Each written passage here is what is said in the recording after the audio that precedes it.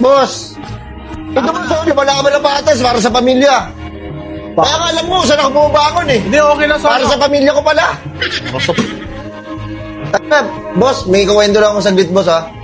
Alam mo, nung bata pa ako, maliit pa ako, alam mo, gusto ko na kaagad tumanda. Oh. Tumanda na ako, gusto ko na bumalik sa pagkabata. Kasi ito na pala yung tunay na laro ng mundo, no? Ng buhay. Ito na pala talaga yun. Kala ko, masaya maging matanda, hindi pala. No? Hirap na hirap ako, sa totoosin lang. Ah, mas lalo Alam mo, ako, sa totoosin lang, ha? Oh. Ayoko gumawa ng masama, eh.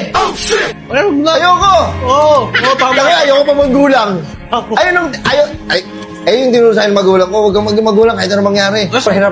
Hirap lang. Hirap. Oh, sorry. Nahihirapan lang ako. Hindi, gusto ko lang maparana sa anak ko yung hindi ko naranasan noon. Ah.